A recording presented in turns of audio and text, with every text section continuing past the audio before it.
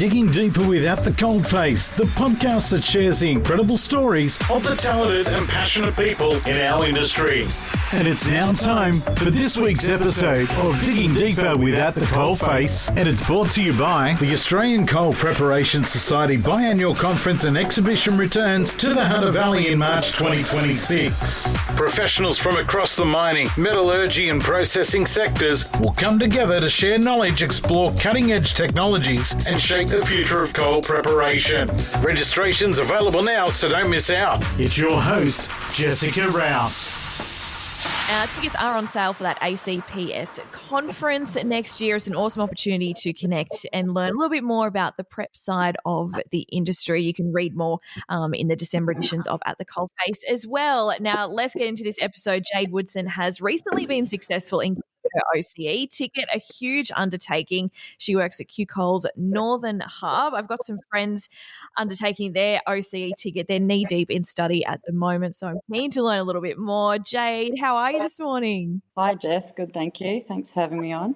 Oh, my pleasure. I read your story in the December edition for Queensland, and everyone talks about getting their OCE ticket and how hard it is. So I want to learn more about that from you, having just done it. But let's start with where you started in mining. Take me back to why you got into it, how you got into it. I grew up in a mining town in Mount Isa, so I needed a change of career, and I got the opportunity to start as a greenie at Black Star. And a couple of years into that, I had advanced through a couple of the machines, the loader and the dozer and the trucks, of course. And then I decided I'd like to get into coal mining from the hard rock, and I got an opportunity down at Peak Downs, and which was a massive opportunity for me, where I learnt a lot working with the dragline crew over in the dozers area. And then I just progressed through a couple of mine sites down in the Bowen Basin, worked at Isaac Plains for about 4.5 years, and now at QCoal Northern Hub, Sonoma. Mining is such a great industry, I think, to learn so many skills and have so much on your resume, for want of a better way to put it, like to help you get jobs in the future, and to, I guess, there's just always that opportunity to learn, which is great. That's right, yeah. I've been lucky enough to go down a few different avenues with my mining career, going through the different machinery, and there always seems to be an area where I can step up and keep evolving in my career. Also with rescue and ERT, there's so many avenues you can go down, and now obviously into safety and OCE. In the previous mine in Isaac Plains, as well as here at QCoal, I have done about 6 years of mine rescue. Oh, cool. Which has also been very challenging over the years, which is great. Yeah, that's awesome. Did you go to the comps and things like that? No, I didn't. We're all just on site with our teams.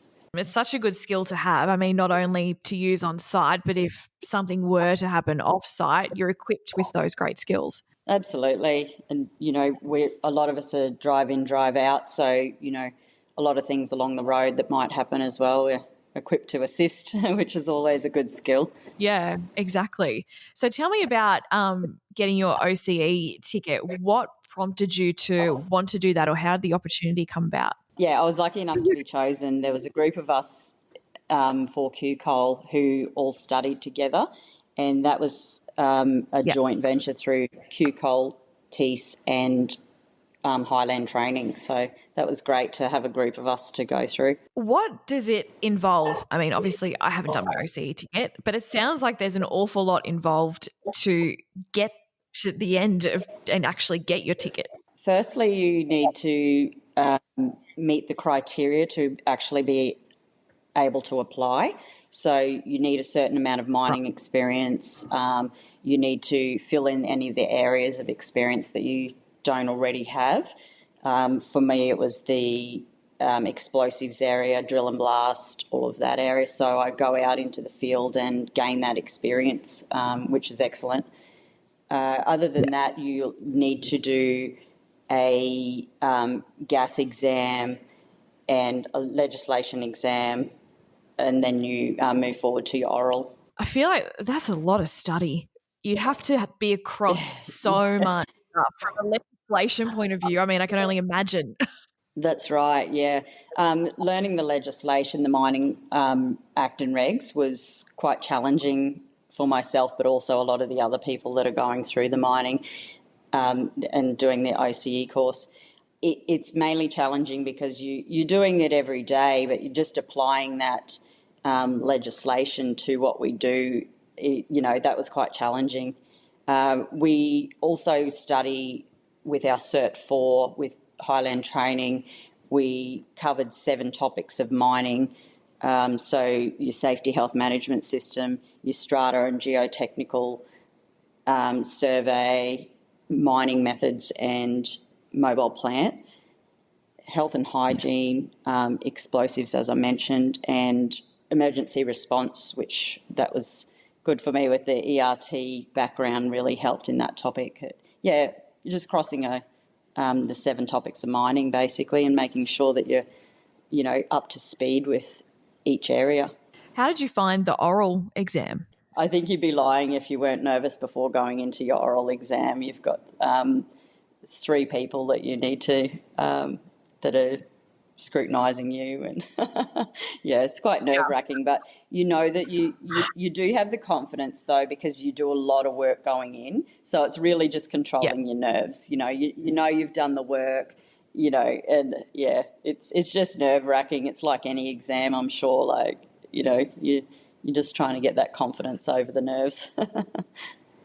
Oh, exactly. I remember the one oral type exam I've done was back at school in my HSC, and I did Italian, and there was the written part of the exam and the oral part, and it's so nerve-wracking because you feel like you're in this you're chucked in a made-up situation and you've got to answer and react and think, you're like, oh, is this how it's going to be in real life? But it's probably going to be totally different.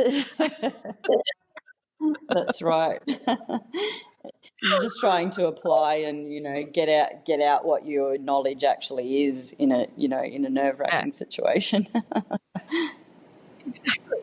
And how did you juggle? So I'm assuming when you're preparing to do the exams and get your OCE ticket, you're doing all this study alongside still your normal shift work on site?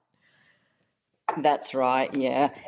Studying it was a lot of time in my own time, pretty much constantly for 18 months. I used to just get up really early on my days off and study until I couldn't study anymore, basically, as well as going out in the field and gaining experience from mentors and, other experts in the field. You learn a lot from that hands-on, and there's so many people in the industry you can rely on with 30 plus years, and you can tap into that when you're out in the field with them. So what's next for you now you've got your OCE ticket? Can you move into a position where you are, or what happens now?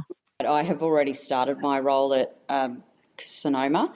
So I've been working with my crew as in the OCE role for 3 months now, and I'm just getting experience and learning everything in the field at a level that I didn't already know, basically, and just supporting my crew. I've moved over to a new crew, and just getting to know them all, and figuring out areas that I can assist with a fresh set of eyes.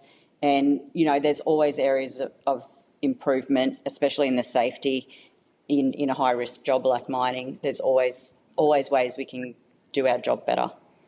Yeah, definitely. What are you hoping that you can achieve with this ticket on site? Are there some goals that you have or things that you want to set out and do? Every mine has its own challenges, and Sonoma definitely has some challenges with the geology mostly, and because we do have a lot of intrusion in our mine, which is extremely challenging. And I'd just like to bring forward some new, fresh ideas on the challenges that are specific to the mine. What's some advice that you might have for anyone who is thinking about undertaking getting their OCE or are knee deep in study at the moment and starting to panic? Well, I've got a friend doing her legislation today, actually, as we speak. So, um, just it's the hardest part is controlling your nerves, and also when you do get Yeah. to you prep for your oral, breaking it down into smaller pieces so that you can manage it, and also identifying where you're not so strong or you don't have as much experience, and learning to ask and seek out people that do have the experience, and networking. You've got a huge industry, and there's so many people that you can network with if you just ask for help. There's so many people that'll help you. There's so much support through the leadership team at TEAS and QCoal. All I had to do was ask, and there'd be someone there that can either point me in the right direction or, you know.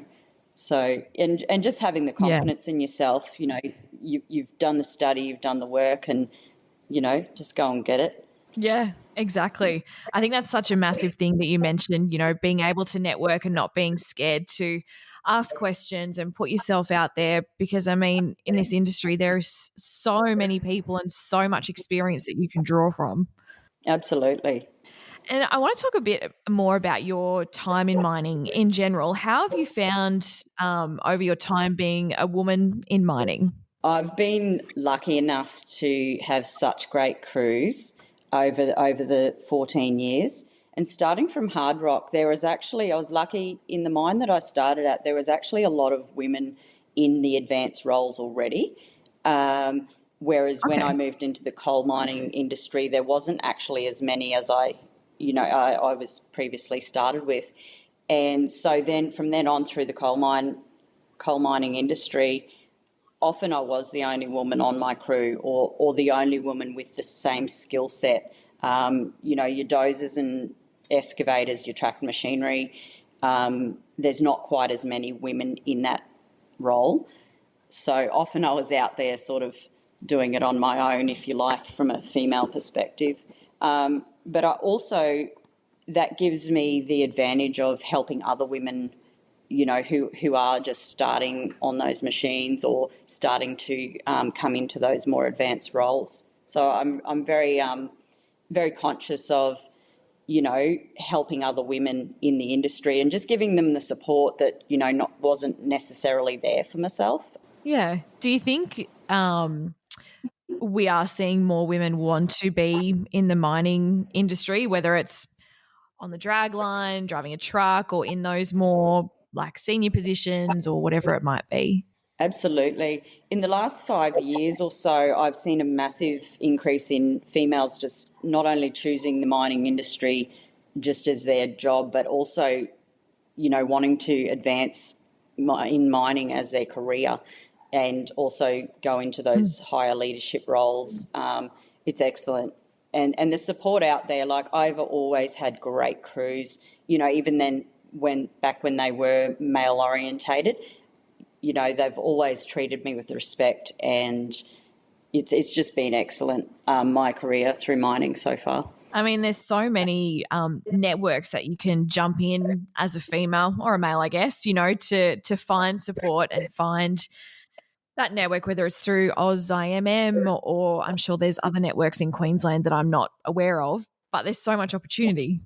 Yeah, you just need to ask or look for avenues that suit where you want to go in your career. Ask questions, and sometimes it's communicating where you do want to go to your supervisors or the leadership team.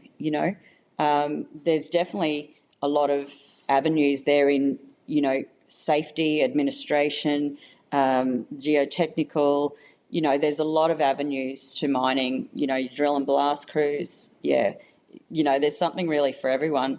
Have you noticed in your time in mining over that time that there have been more younger people wanting to join the industry and get involved? I know certainly down here in New South Wales, I feel like the number of kids who are in year 11 and year 12 and young people wanting to get involved and find their start in mining is certainly increasing. Definitely. I've seen a lot of younger people coming through, and I guess it's very attractive for the lifestyle of mining. Most places, in the Bowen Basin, a week on, a week off, or have a lifestyle roster.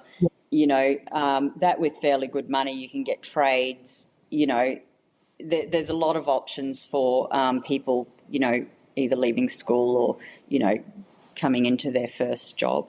Exactly.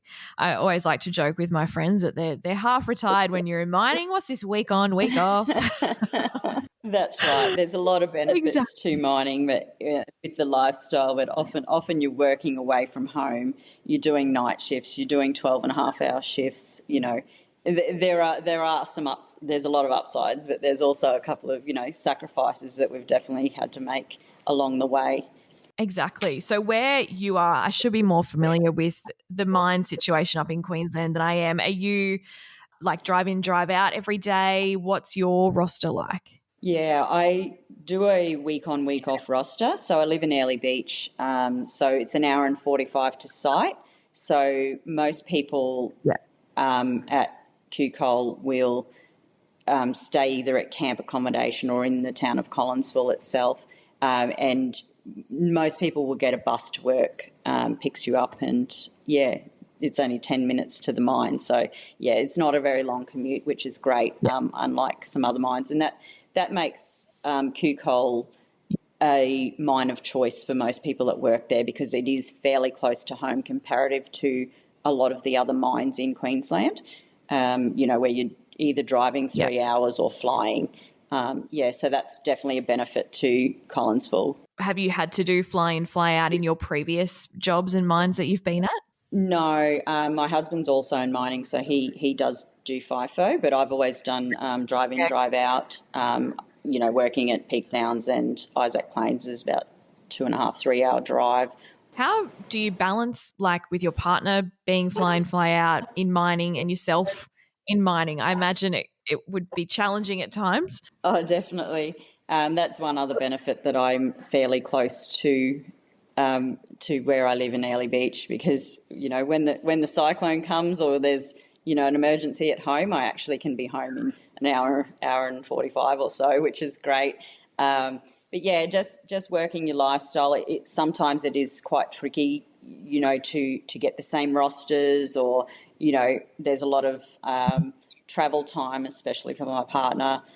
And that takes a toll, like mainly with fatigue. You're finishing a block of night shift and then you still got to travel home, things like that. You really do have to manage that, and that's sort of the side of mining that a lot of people don't realise. When you get home, there's still everything to do, within that 7-day period, and then, you're sort of off. Your life is almost split into two, really. Yeah, exactly.